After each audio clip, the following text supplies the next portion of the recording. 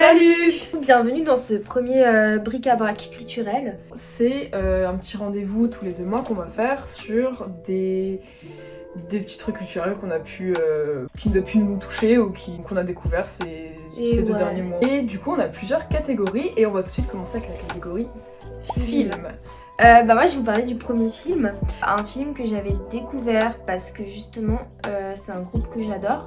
C'est un groupe du coup des années 1970 de Manchester qui s'appelle Joy Division et ils ont sorti du coup un biopic du chanteur qui s'appelle Ian Curtis. Je trouve tout simplement ce film incroyable. Déjà il a été réalisé en 2007 et en noir et blanc et ça apporte déjà vraiment cette touche authentique. Ça montre l'ascension du groupe, du chanteur en particulier. Je trouve que justement le fait que le film soit en noir et blanc en fait ça fait vivre la musique, ça fait vivre leur musique et l'histoire du groupe. Je sais que c'est vraiment un film qui m'a touchée aussi personnellement parce que la particularité de ce chanteur c'est qu'il a une voix hyper pas caverneuse, grave et profonde. Il avait une maladie que j'ai eue quand j'étais plus petite et dont je parlerai sûrement dans une vidéo un jour, c'est qu'il est épileptique. Et du coup, ça se ressort vachement dans ses chansons et dans ses textes où il y a cette notion du contrôle, du fait qu'on peut pas vivre l'instant présent et qu'il nous échappe à tout moment parce qu'on n'a pas le contrôle de nous-mêmes. Et ça dégage vraiment une émotion particulière. Et c'est vraiment un film que je vous recommande, tant pour la culture musicale qui s'en dégage, parce que c'est un groupe qui a apporté un nouveau courant, qui s'appelle le courant Wave. Aussi parce qu'il montre un petit peu le quotidien qu'une personne épileptique peut avoir, c'est-à-dire être bourrée de médicaments, avoir tout le temps envie de dormir, tomber, trembler, et comment on peut gérer ça et la souffrance aussi qui peut s'en dégager. Du coup voilà, c'est un film que je vous recommande et le groupe également. Et moi de mon côté, un film que j'ai vu récemment qui m'a beaucoup marqué, ça s'appelle La Passion Van Gogh. C'est un film je crois de 2017 ou de 2016, je me rappelle plus exactement. En fait la particularité de ce film, à part parler de Van Gogh évidemment, c'est qu'il a en fait été peint, réalisé en tout cas à partir de peintures à lui, si je ne me trompe pas. Et c'est la première fois qu'il y a cette technique en fait au cinéma. Et je trouve ça déjà vraiment très intéressant et bien sûr peint dans le style de Van Gogh. Et à travers aussi ses œuvres, je pense que dans le film on voit pas moins de 20 œuvres minimum. Je ne me rappelle plus exactement le chiffre exact, je me mettrai peut-être là quelque part. C'est quand même un film qui retrace pas la vie de Van Gogh, parce que quand l'histoire se passe, en fait, c'est après sa mort, donc quelques semaines je crois après sa mort, et ça parle du fils en fait du postier qui postait les lettres de Van Gogh. Il a pour mission, donc de son père, de ramener une lettre à son frère, donc le frère de Van Gogh, de la lui remettre quoi, parce que c'est une lettre écrite par Van Gogh évidemment. Et petit à petit il va rencontrer des personnes qui ont plus ou moins vécu, pas avec Van Gogh, mais qui ont joué un rôle en tout cas dans la vie de Van Gogh. Et un peu une notion de... je dirais pas vraiment de suspense, mais on se pose la question de est-ce qu'il s'est vraiment suicidé ou pas? Est-ce qu'il était vraiment fou ou pas? Comment les gens de son entourage le voyaient, etc. Je trouve que c'est un très bon film pour ses fans, ou même si vous connaissez un petit peu ses œuvres, je pense que tout le monde peut connaître ses œuvres. Si vous êtes un petit peu curieux sur le sujet, je pense qu'il vous intéressera beaucoup. Ensuite, on va passer à la catégorie série. Moi, je vais parler de... Alors, c'est un animé. Je pense que personne ne va être surpris parce qu'on entend beaucoup parler en ce moment. C'est l'Attaque des Titans. J'en entendais énormément parler ces derniers temps. C'est normal parce que c'est la saison 4, la dernière saison qui est sortie il y a pas longtemps, enfin en tout cas la partie 1. Moi qui suis un petit peu nouvelle aussi dans le monde de l'animé, je me suis dit bon, je vais tenter, voir ce que ça donne. Mais finalement en fait j'ai quand même été très agréablement surprise. Je vais pas spoiler quand même pour ça. Évidemment les personnes qui ne regardent pas, c'est free spoil ici. On s'attend, dès le début, vous pensez c'est des gens, ils se battent avec des titans, ça a l'air intéressant. Petit à petit, vous vous rendez compte de énormément de choses. Il y a beaucoup de questionnements sur la notion de liberté, de sacrifice. Vraiment, ça parle de beaucoup de choses. Et ça amène même à se poser des questions sur un peu l'humain en lui-même ou l'humanité. Et je trouve ça quand même très intéressant. Et puis même l'animation est excellente et les personnages sont très bien. Ensuite, on va passer à la catégorie musique. On va vous parler d'un album qu'on a écouté, de manière commune on va dire, du nouvel album qui est sorti de La Femme qui s'appelle Paradigme. Tu l'appelles comme ça? J'arrive pas à le prononcer. Non, en vrai, je sais pas comment. Paradigme. Paradigme? Ouais. A few moments later. Du coup, toi, t'en as pensé quoi? Alors, moi déjà, je connaissais La Femme depuis longtemps, peut-être depuis 2016. Enfin, surtout les sons qu'un petit peu tout le monde connaisse, en tout cas de La Femme, sur la plage ou... C'est sur la planche. Ah bah oui, c'est sur la planche. Bref, en tout cas, je savais que j'aimais bien La Femme et je suis vraiment tombée dessus par hasard. Je savais pas du tout qu'il sortait un nouvel album. Mais du coup, j'ai écouté et j'ai été agréablement surprise. Et c'est un petit peu mon petit coup de cœur, je pense, musical récemment. Du coup, je vais sortir ma première vidéo solo dessus. Je ferai une analyse, même si j'ai dit que je ferai pas d'analyse. Tant pis. Je pense que je ferai un peu les deux. Genre des présentations d'albums et des analyses d'albums. Et cet album, il mérite vraiment de s'arrêter dessus. C'est un voyage, donc déjà au niveau musical, le son il transporte vraiment, c'est hyper varié, il y a plein de styles différents. C'est aussi un voyage géographique parce que les titres, tout simplement, c'est des villes différentes. Quand on regarde les photos, la musique prend sens. C'est aussi un voyage relationnel parce que ça raconte une histoire d'amour entre deux êtres humains. Du coup, moi aussi c'est un gros coup de cœur cet album et c'est vraiment quelque chose que je vous recommande à 100%. Je le trouve hyper technique et un peu peut-être au final novateur pour plus tard. La cover elle est trop belle. Ouais. Franchement la cover elle est magnifique. Yes. Notre coup de cœur c'est le son. Ça s'appelle le son de mon prochain. Ouais, le son de mon prochain du coup. Ça s'appelle le son de mon prochain. Ensuite du coup la prochaine catégorie qu'on va parler c'est les comptes Instagram parce qu'on a chacun aussi un petit peu envie de faire partager des comptes Instagram et ça tourne aussi un petit peu à travers la culture donc on s'est dit que c'était un bon moyen d'en partager certains.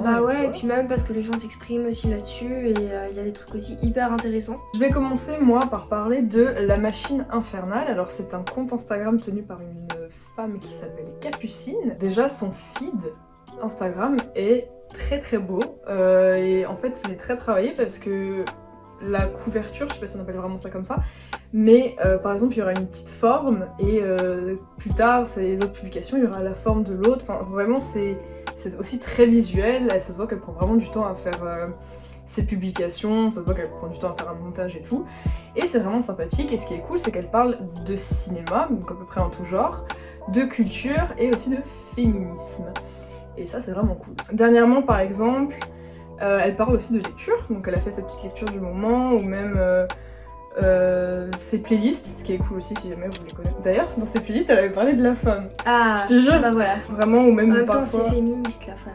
Oh, bien sûr, ça s'appelle La Femme. Oui.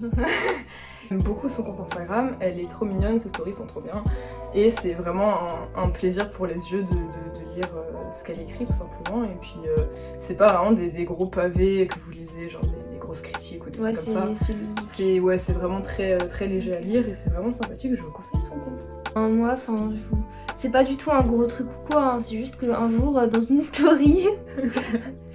Dans une story, il y a quelqu'un qui avait partagé une fille qui s'appelle Lindsay ou Yasmine, qui a un compte de danse. La manière dont elle danse, je trouve ça vraiment hyper touchant et ça se voit qu'elle donne énormément d'elle-même et qu'elle dégage aussi énormément d'émotions à travers ses vidéos. Quand je l'avais regardée faire ses petites chorégraphies, ça m'avait vraiment fait chaud au cœur et ça m'avait beaucoup touchée. Je pense que ça peut toucher pas mal de monde aussi et elle danse, comme dit, vraiment bien.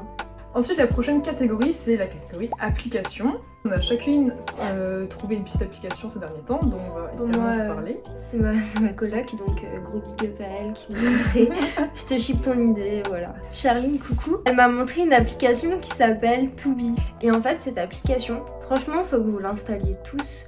Franchement, c'est bête, c'est nul, mais c'est bête, mais c'est trop bien. Soit t'as des citations sur la confiance en soi, sur la bienveillance, sur la gratitude, ou un truc que tu peux te noter toi-même. Et en gros, par exemple, là, de 9h à 21h, toutes les heures, t'as cette notification qui apparaît. Pour la petite anecdote, elle, pendant plus d'une semaine, une semaine et demie, elle a eu la notification je vais avoir mon permis. Elle a eu son permis. Du coup, moi, je fais pareil avec ma L2. On verra si ça marche.